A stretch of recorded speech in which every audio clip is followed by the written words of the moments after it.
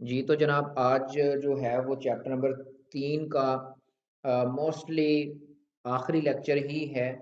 अगर कोई थोड़ा बहुत पोर्शन रह गया तो वो फिर कल जो है वो चैप्टर नंबर 4 के साथ या फिर एक अलग छोटा सा लेक्चर मैं बना दूंगा।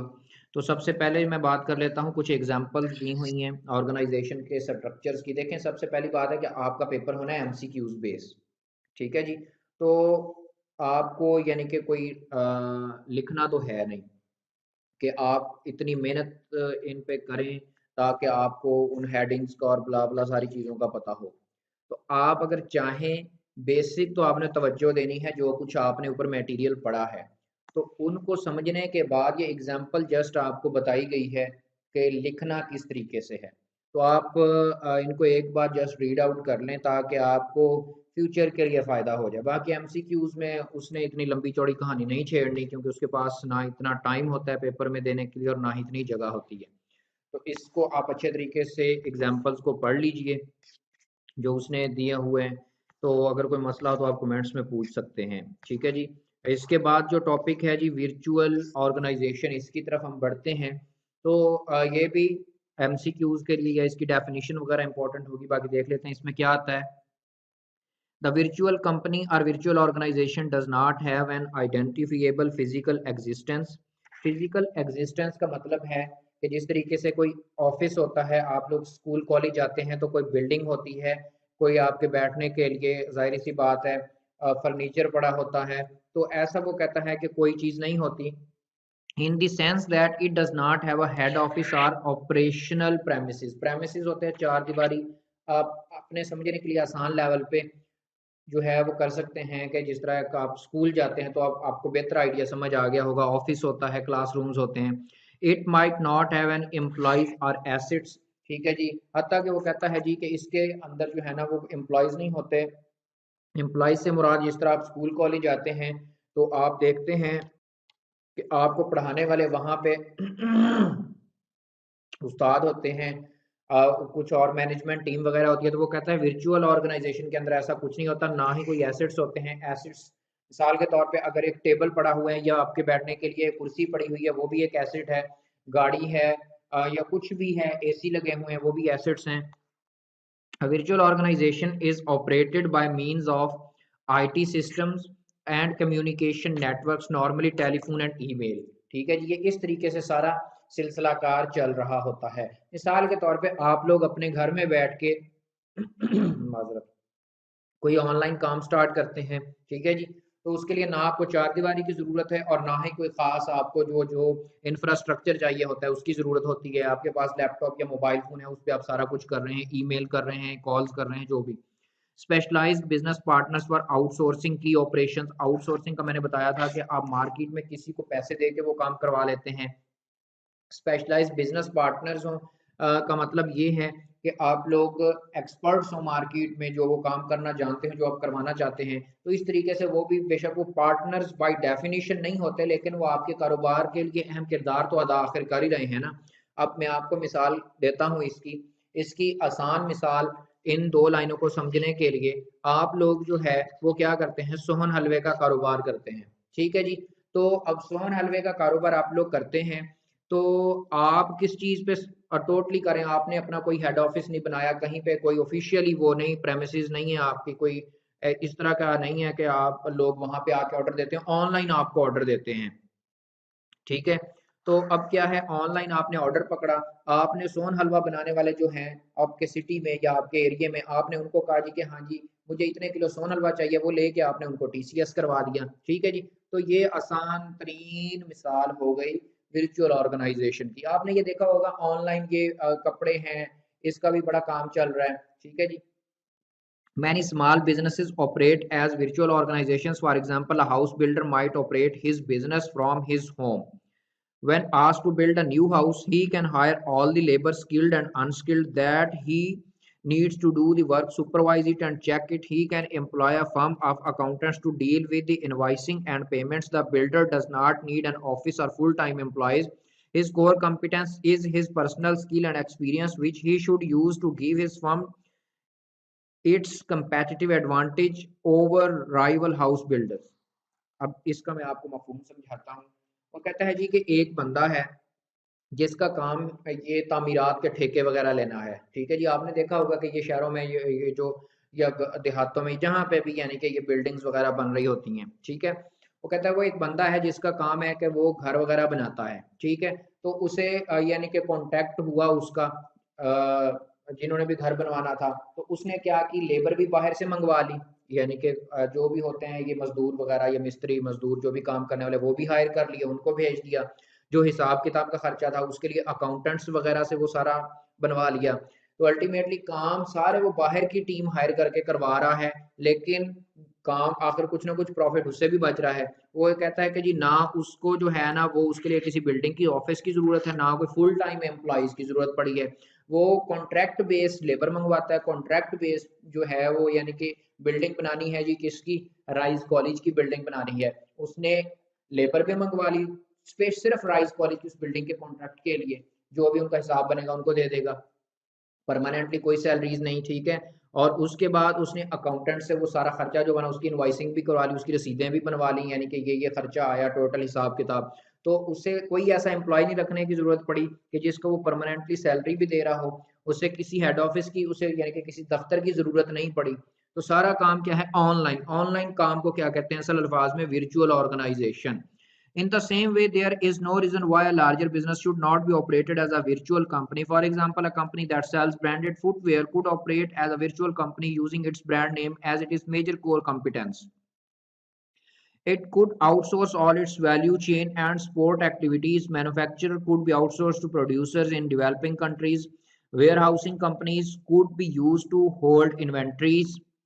A network of self-employed sales representatives might be used to sell the footwear into retail organizations, and marketing activities might be outsourced to an external agency. वो कहता है कि ऐसी बात नहीं है कि जो बड़ी ऑर्गेनाइजेशन है, बड़ी कंपनीज हैं, वो वर्चुअल ऑर्गेनाइजेशन के तौर पे काम नहीं कर सकती। ऐसा हरगिज नहीं है, वो भी कर सकती हैं। अब उसने बताया कि फुटवेयर, फुटवेयर ये आपको पता ही है। ठीक है जी, क्या चीज़ होती है। अब आप अपने समझने के लिए आप एक समझ लें कि शूज़। ठीक है जी, तो वो शूज़ जो हैं वो कहता है जी कि एक ब्रांडेड शूज़ है, मिसाल के तौर पे ये नाइकी वालों के शूज़ होते हैं। ठीक है, या बोरजान की मिसाल लगा लें, सबसे आसान सबने सुना हुआ है जो नाम, वो बाटा।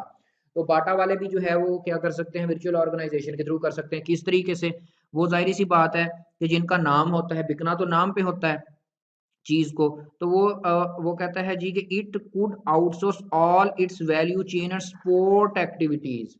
अब रॉ मटेरियल यानी कि जो लेदर वगैरह वो खरीदना है, वो भी ऑनलाइन आप खरीद सकते हैं किसी ना किसी सप्लायर से। ठीक है जी, जिनसे बनवानी है उनको भी आप ऑर्डर दे सकते हैं, मैन्युफैक्चरर को।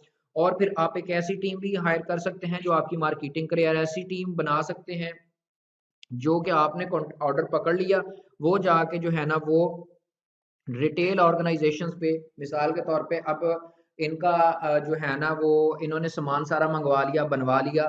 तो अब इन्होंने सप्लाई करना है, मिसाल के तौर पे लइये में इनकी रिटेल आउटलेट है, इनकी लाहौर जौहर टाउन में है, इनकी लाहौर क्रीम मार्केट में है, इनकी फैसलाबाद में, जहाँ जहाँ इन्होंने एक टीम बना दी जो वहाँ वहाँ इनके ऑर्डर्स पहुंचा देगी। तो छोटे कारोबार भी ऑर्गेनाइजेशन, वर्चुअल ऑर्गेनाइजेशन के तौर पे काम कर सकते हैं, और बड़े भी। मुख्तसर अल्फाज में भाई, आप घर बैठे ऑर्डर पकड़ते हैं, आपके कॉन्टैक्ट्स होते हैं दूसरे लोगों से, आप उनको उनके थ्रू वो काम करवा लेते हैं, उनको पे कर देते हैं, कुछ ना कुछ आप अपना मार्जिन रखते हैं, और जो आपको ऑर्डर देता है उसे आप भिजवा देते हैं और अपना हिस्सा भी उसमें से कमा लेते हैं। ठीक है जी, और उसके बाद फिर ये एक एग्जांपल है, तो इसके अंदर इंशाल्लाह आपको मुश्किल तो दरपेश नहीं आएगी।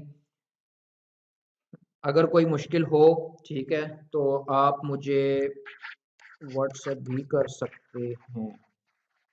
अगर कोई ग्रुप में ऐड होना चाहता है तो वो व्हाट्सएप भी मुझे कर लेगा, 0307 844 84 या 84 4 84 84। ठीक है जी।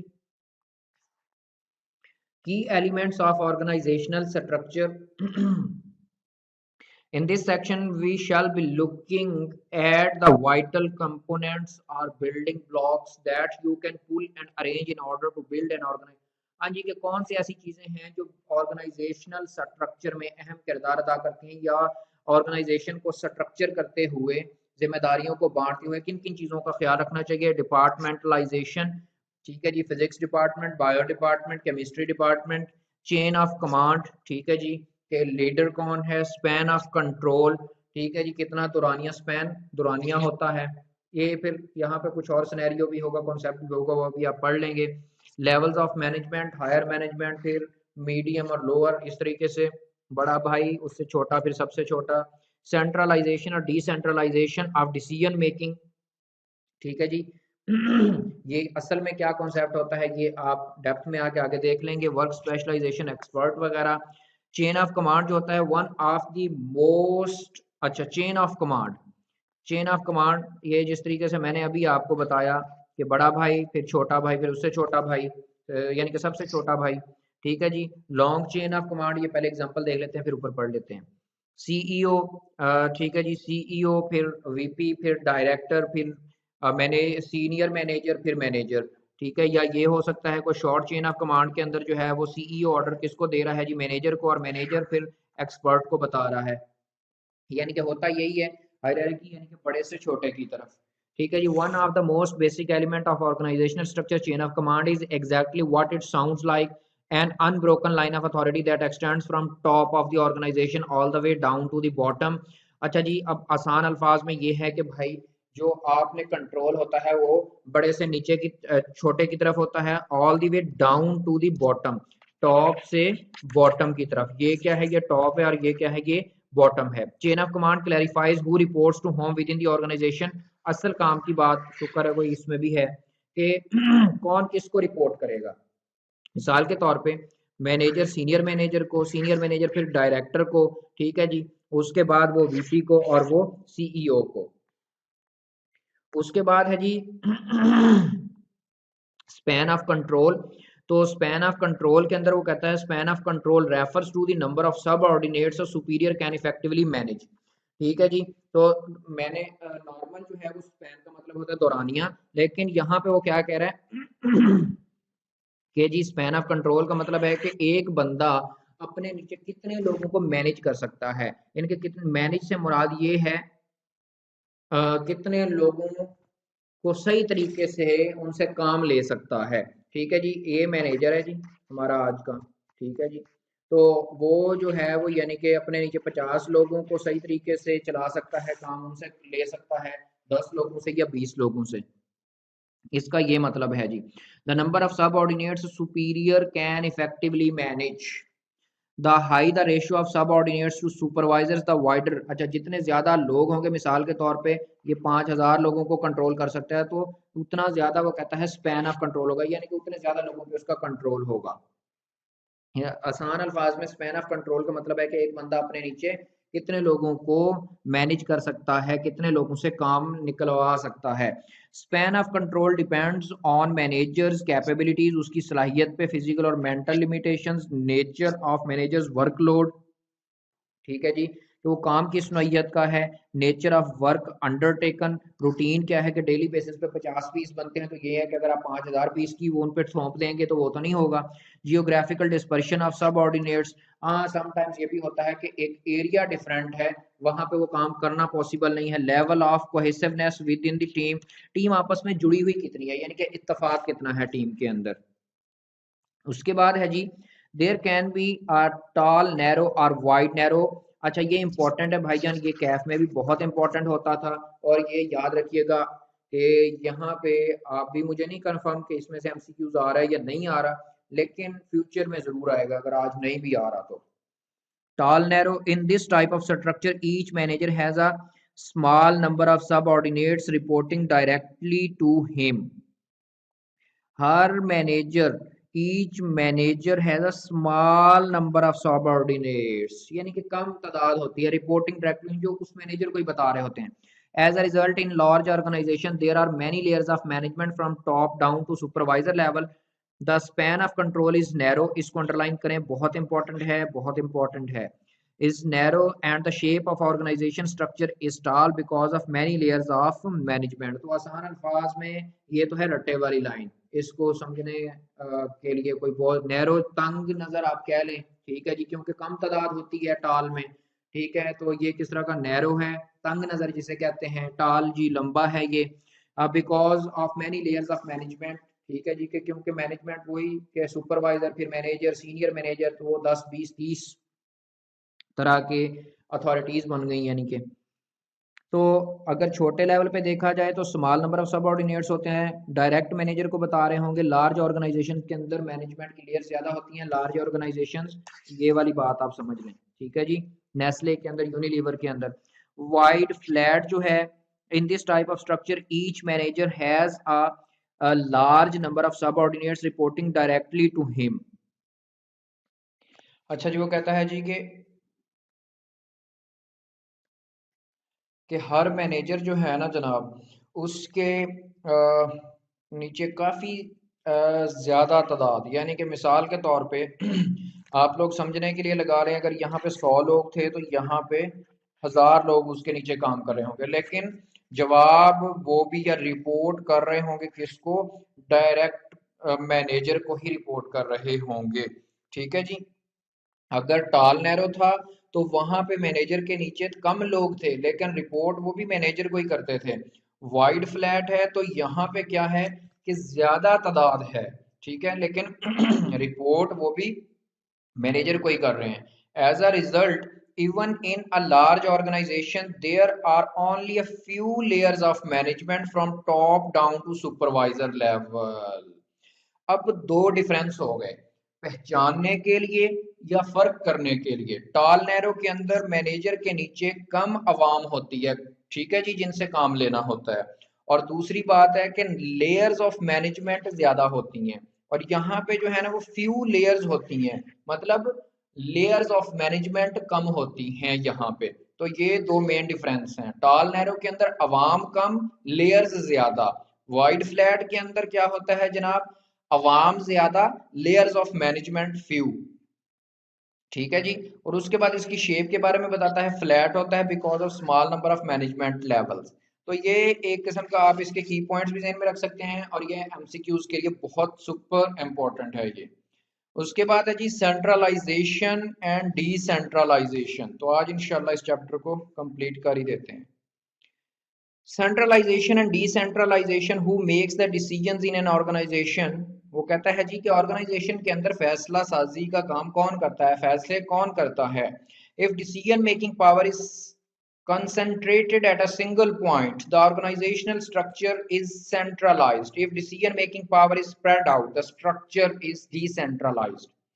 फैसला सिर्फ और सिर्फ अब्बा जी ने करना है, तो क्या बन गया ये? सेंट्रलाइज्ड। हाँ है ना है, अच्छा फैसला है, बुरा फैसला है, कौन सी टाइप हो गई? सेंट्रलाइज्ड। फैसला किस किस को पावर दी गई है? अब्बा जी भी कर सकते हैं, अम्मा जी भी कर सकती हैं, बड़े बहन भाई भी कर सकते हैं, तो डिसेंट्रलाइज्ड। बहुत सिंपल सी मिसाल मैंने दे दी, आपके ज़हन में बैठ जाएगी। In many situations, junior managers have much better knowledge than senior management about operational conditions. Sometimes ये होता है कि बाकी बहन भाई जो हैं वो भी हो सकता है कि कोई अच्छी सजेशन या ओपिनियन पेश कर दें जो कि बाद में फ़ायदेमंद साबित हो। क्योंकि ज़ाहिर सी बात है, अगर एक इंसान डिसीजन लेगा तो एक दिमाग एक होता है, दो 11 होते हैं। तो समटाइम वो कहता है जूनियर मैनेजर्स भी किसी काम का ज़्यादा अच्छा एक्सपीरियंस रखते हैं, हो सकता है वो कहीं से पहले ऐसे इदारे से काम करके हैं जिनको उस काम में ज़्यादा एक्सपीरियंस हो, तो वो कोई अच्छा मशवरा दे सकते हैं जो कि फ़ायदेमंद साबित हो। सेंट्रलाइज अब्बा जी सिर्फ, डिसेंट्रलाइज अम्मा जी बहन भाई भी साथ फैसला करने में अहम किरदार अदा कर सकते हैं। Tactical and operational decisions are probably better when taken by local management, particularly in a large organization. ठीक है जी। टैक्टिकल और ऑपरेशनल डिसीजंस आप पहले पढ़ भी चुके हैं, ये क्या होते हैं। आप ये समझ लें कि डेली बेसिस पे जो काम वगैरह हो रहे होते हैं तो उस बारे में लोकल मैनेजमेंट बता रही होती है कि जी हाँ जी, लोकल मैनेजमेंट का मतलब है कि ये जो आपके होते हैं सुपरवाइजर वगैरह, मैनेजर्स वगैरह, ठीक है, कि जी हाँ जी फला मार्केट में ये हालात वगैरह सारे चल रहे हैं तो उसके अकॉर्डिंग चलना, ये वो उनकी ओपिनियन भी ले लेनी चाहिए। ये नहीं है कि आप सिर्फ जो है वो अपनी चेयर पे बैठने का फायदा ले रहे हो और बाद में आपको लॉस फेस करना पड़े। Given authority to managers at divisional level and below helps to motivate the management team. हाँ, अगर आप उनको शामिल मशवरा करेंगे तो जारी बात है उन्हें भी होगा कि यार हमारी भी कोई बात सुनी जाती है, इससे वो मोटिवेट होते हैं। Decisions by management are more likely to be taken with regard for the corporate objectives of entity as a whole। ठीक है जी, कॉर्पोरेट ऑब्जेक्टिव्स कारोबारी मकासद के लिए मैनेजमेंट के फैसले में उनकी ओपिनियन या उनके मशवरे लिए जाते हैं। ठीक है जी, उन ओपिनियन या मशवरों का फैसला समझ लें कि जाहिर बात है जब उन पे आखिर में अगर अमल ही हो जाता है तो वो फैसला ही हो गया। There is very strong argument in favor of making strategic decisions centrally। Decisions by management should be coordinated more effectively if all the key decisions are taken centrally। ठीक है जी। हाँ जी, वो उसके बाद बात कर रहा है जनाब, वो कहता है जी कि जो हिकमत अमली के यानी कि जो बड़े ख़ास किस्म के जो डिसीजंस होते हैं ना, अगर वो सिर्फ अब्बा जी ले रहे हो ना तो वो ज़्यादा बेहतर होता है। और इस तरह के डिसीजंस जो यानी कि सेंट्रली लिए जाते हैं वो फिर मैनेजमेंट को बड़े ही तरीकाकार से डिलीवर करने चाहिए। यानी कि वो इस तरह के डिसीजंस होते हैं जो फिर हर किसी को कम्युनिकेट नहीं किए जा सकते, तो इस वजह से वो यानी कि उसमें आपकी प्राइवेसी भी कायम रहे और बात भी जिन तक पहुंचानी है वो पहुंच जाए। In a crisis it is easier to make important decisions central. वो कहता है जी कि क्राइसिस की सूरत हाल जब होती है, ठीक है, तो वहां पे फिर जो है ना वो डिसीजंस सेंट्रली डिसीजंस अब्बा जी ही फैसला कर लें तो वो ज्यादा बेहतर रहता है। अब सियासत की तरफ बात ना लेके जाइएगा, और अगर मैं आपको समझाने के लिए ये चीज इस्तेमाल करूं तो मेरे ख्याल में ये गलत नहीं होगी। आपको पता है कि ये न्यू आर्मी चीफ की तैनाती से कुछ दिन पहले आर्मी के जो कोर कमांडर्स थे, ठीक है जी, तो उनकी एक प्रेस कॉन्फ्रेंस नहीं, उनकी एक कॉन्फ्रेंस हुई या मीटिंग हुई जिसकी फिर प्रेस रिलीज नहीं जारी की गई। ठीक है, तो फिर जाहिर सी बात है वो डिसीजन अगर आप समझ लें, यानी कि एक बंदा है उसके अंदर आर्मी चीफ को कमांड हासिल होती है तो वो डिसीजन कर रहा है, तो वो फिर आपके वजीर आजम को या जिसको भी उन्होंने जो भी पैगाम पहुंचाना होता है बड़े तरीके से वो पैगाम पहुंचा दिया जाता है। ठीक है, उसके अंदर ये नहीं किया गया कि उसकी कोई प्रेस कॉन्फ्रेंस करके डीजीआई एसपीआर आके पब्लिकली वो बताएं कि इसके अंदर ये फैसला हुआ या ये चीजें डिस्कस हुई।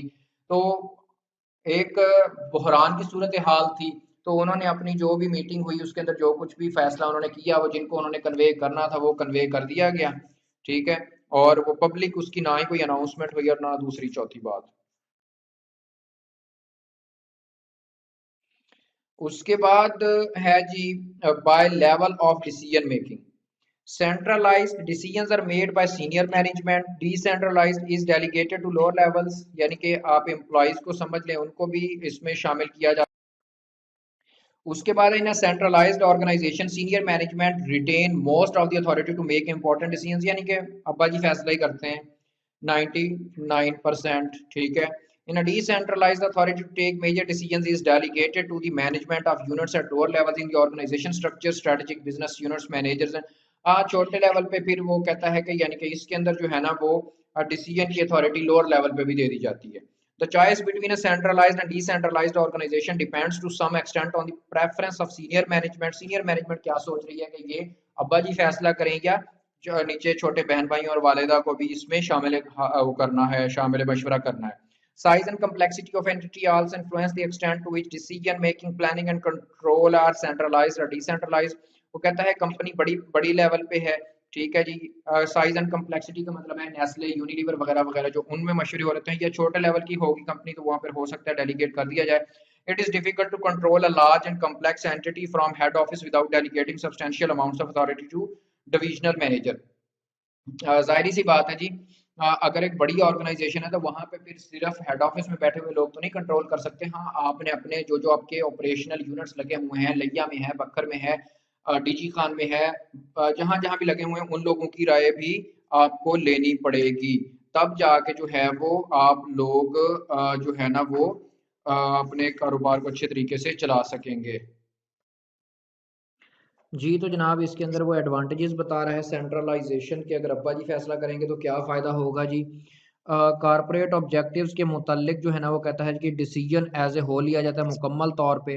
Decisions by management are more likely to be taken with regard of for corporate objectives of the entity as a whole. कारोबार के ऑब्जेक्टिव्स के मुतालिक, कारोबारी मकासद के मुतालिक जो फैसला लिया जाता है वो मुकम्मल तौर पे लिया जाता है। मुकम्मल तौर पे लिया जाता है कि उसमें फिर किसी किस्म की तब्दीली का इम्कान नहीं रहता। There is a very strong argument in favour of making strategic decisions centrally. वो कहता है जी कि बहुत ज़्यादा ये अच्छा रहता है, ठीक है जी, कि अगर स्ट्रेटेजिक डिसीजंस होते हैं वो सेंट्रली हों। Decisions by management should be coordinated more effectively if all the key decisions, वही बात जो मैंने पहले आपको बताई है, बार बार वही बातें आई कैप कर रहे हैं, एक जगह पे करनी चाहिए, बच्चों का भी टाइम ना ज़ाया हो, स्टूडेंट्स का भी।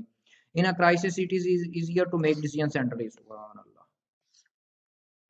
उसके बाद है जी एडवांटेजेस डिसेंट्रलाइजेशन के।